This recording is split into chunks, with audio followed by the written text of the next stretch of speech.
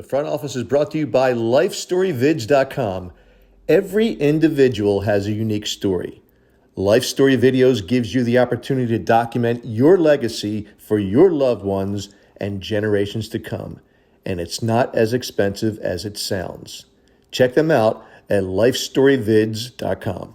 This is the front office. I'm joined today by Brian McFarland from Russell Street Report and Jeff Zaribek from The Athletic. Jeff, you did a really nice piece this week on Ben Mason, and I just thought that, it was really thoughtful. You did a lot of homework, dug deep into his background and whatnot, some really interesting stories. And I just look at that player and the Ravens roster, just like with the quarterbacks, I can't see them keeping two fullbacks. And so I'm wondering if you believe that, if you agree with me there, number one, and number two, if you do agree, based upon everything you wrote about Mason, do you think he's ready to assume that role, or is it that's still Patrick Ricard's? And if it is still Patrick Ricard's, what happens to Mason? Yeah, I can't see them keeping two fullbacks either. And we watched practice together. And I think I forgot the wording I used in the story, but it just seems to me that he'd be miscast as a number 3 tight end. What did he catch 3 passes at Michigan? And, he had quite a few drops, not quite a few, but he had a few drops in the practices we saw.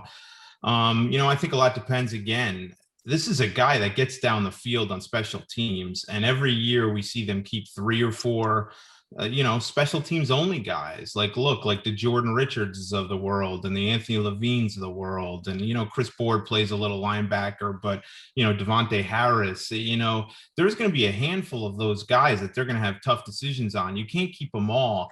And where does Mason fit in? Can he give you something enough as a, reserve tight end / fullback in times / special teams, guy who can play on every special teams unit to justify his roster spot? I think he has to show that. You don't want to judge him, a big fullback like that who's known for his physicality. You don't want to judge him on non-contact practices in June and May. That's not fair to him. I think we still need to see him in the preseason when the pads come on. We start seeing some blocking drills to see where he's at. But yeah, it's hard to find a spot for him, Tony, no doubt.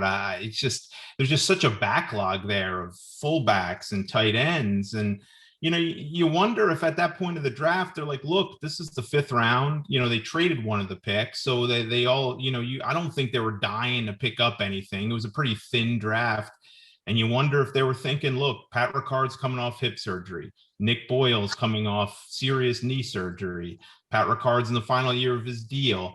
Let's just bring this kid in, see what he does. Let's take a look at him. Worst case, if we have to cut him, the team's carrying fullbacks, and the most teams that are kind of like the guy they got, maybe we can slip him on the practice squad. So I think the jury's still out on him, but no doubt this is a big summer for him, and I think he has to make the team. He's not going to get grandfathered just because he's a 5th round draft pick. Yeah, the way I looked at that pick too is that they really fell in love with the character and the fact that he just really seems, and you mentioned this in the article, a fit for the Baltimore Ravens and the type of player that they look for. And they probably thought, this is just a guess, that if he was an undrafted free agent and they got him that way, or if he went to that route, he probably doesn't sign with the Ravens because of the presence of Patrick Ricard. Yeah. So I think they draft him because he's the heir apparent. And Brian, we've seen this before from the Ravens in other positions where they draft a guy where you really don't think that they need that kind of depth. You saw it last year with J.K. Dobbins. They draft a guy only to find that guy is actually being counted on heavily going into the next season. Yeah, absolutely. I think the first example was probably Todd Heap when they had Shannon Sharp. Yes.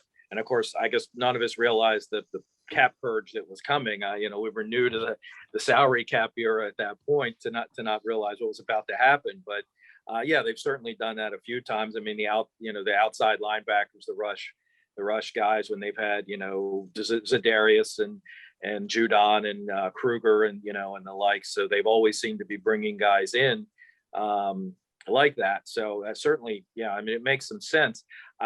It does make you wonder, why that pick happens. So, and they're not a team that does things without reason either. There must be a plan there. And I think you're right. Maybe he slips through waivers because fullbacks aren't very, sexy, so to speak, and for most teams.